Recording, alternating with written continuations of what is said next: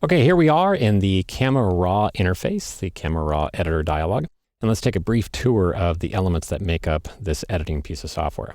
Again, you get to it by double-clicking on a RAW file from Adobe Bridge, or by clicking on a JPEG file and doing Command or Control R to edit that in RAW or Camera Raw. So pretty basic at the top, you've got your toolbar. Instead of a vertical toolbar like you see in, say, Photoshop, these are arranged along horizontally. And, some pretty common tools. They all have keyboard shortcuts assigned to them as well. So if I want the hand tool, I can just press the letter H. If I want the eyedropper tool, I can press I. If I want the zoom tool, I can press Z. C for the crop tool, etc. If you don't know what a particular tool is, you can just, again, hover over the tool. It'll tell you the name of it and also tell you the shortcut that you can press to switch to that tool. One of the first things I do when I open up Camera Raw for the first time is I switch it into full screen mode because I find it confusing, especially for new users. This menu that you see at the top of your screen here, that's not the Camera Raw menu. That's the menu for Adobe Bridge. Camera Raw itself doesn't actually have any file menus. So I like to hide that by putting Camera Raw in the full screen mode. Now there's a button here in the upper strip here, toggle full screen mode. And just like in Photoshop, to go to full screen mode, you can press the letter F as well, F for full screen. And I just find that that maximizes the screen real estate for you. Now, I'm recording at a particularly low resolution here, so if you had a 30-inch cinema display, let's say, hitting that full screen would make the Camera Raw dialog take up the entire monitor. So again, you've got a lot of flexibility there to work it in a small dialog and resize it manually or switch it over to full screen mode. This is your editing area. It's also your preview area, one and the same. You've got a zoom switcher down here in the bottom left-hand corner. Over on the right, all your controls are laid out in panels. The default panel is the basic panel. And what I love about the basic panel is that the controls are laid out into a workflow. Basically, what I mean by that is they're laid out in the order that you're supposed to use them. Now, you can certainly go out of order and use them in any order you want, but when you're just starting out, it's actually comforting to know that, okay, the very first thing that you should do is set the white balance, right? So that's why that's listed first. After you set the white balance, then you want to get your exposure right. Is it too dark or too light overall? So you can dial that in. From there, you want to recover your highlight details if there's no details in the highlight. So here's a good example. The olive here has a little bit of a hot spot. There's probably more detail there that we can take advantage of. So let's begin by just lowering the exposure slightly to bring back the overall brightness down of the image. And then we'll take the recovery slider and drag it to the right, and you'll start seeing some details coming in those highlight areas, which is kind of nice. If I want to open up the shadows a little bit, the next slider down there is fill light.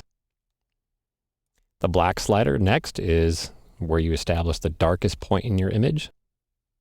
The brightness slider is where you adjust the brightest part of your image. And again, they're just kind of laid out in the order you're supposed to do them. If you want to do an overall contrast adjustment, you have a contrast slider there.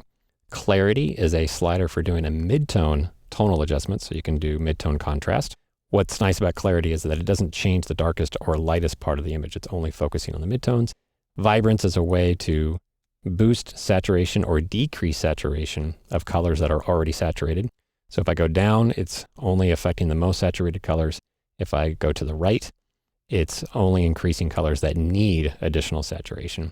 And then the last slider here is an overall saturation slider for increasing global saturation, or actually making a very quick grayscale conversion. It's a nice little technique there as well.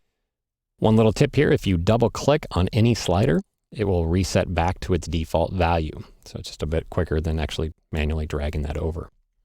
Down along the bottom are what we call the workflow options. So when I'm done editing this, I have some options here to either change my mind, cancel, hit done, be taken back to Bridge and update the thumbnail, pass that image on to Photoshop by clicking the Open Image button, or even saving this out as a separate file, skipping a trip to Photoshop altogether. In addition to the basic set of controls in the basic panel, we've also got a tone curve panel, and I can use this to do fine-tune adjustments to highlights, lights, darks, and shadows. We have a detail panel to the right of that. Go ahead and click on detail. And this is where we can do things like sharpening and noise reduction. The next panel over is hue saturation, where I can adjust the hue, saturation, and luminosity detail of each color individually in the image, which is kind of nice, gives you a lot of control. You can also do custom grayscale conversions in this panel by clicking the Convert to Grayscale button and then controlling each color independently on how it gets translated to black and white. The next panel over is called Split Toning. This is what you would use in conjunction with that Convert to Grayscale option in the previous panel. and do things like create sepia tones or platinum tones and so forth.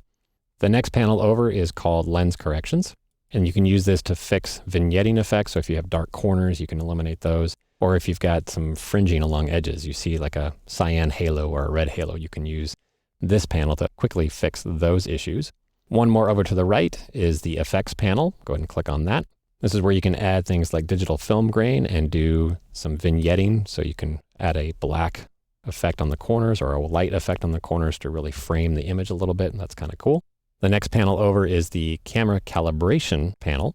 Now this is something that's a little bit more advanced. We may not cover it in the Essentials title, but I encourage you to check out Chris Orwig's Camera Raw title when you're ready to go really deep on Camera Raw, especially for a professional photographer. What this lets you do is build a profile for your camera. So if you find yourself doing the same adjustment over and over and over again, what you can do is you can teach the Camera Raw plugin to have a profile for your camera so that when you first bring your images in, it's more appropriate for the specific camera that you're using.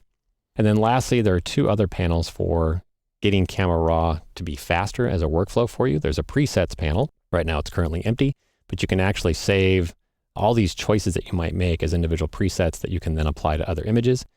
And then lastly, on the right is something called snapshots. Snapshots are really cool. Again, it'll be blank here to begin with.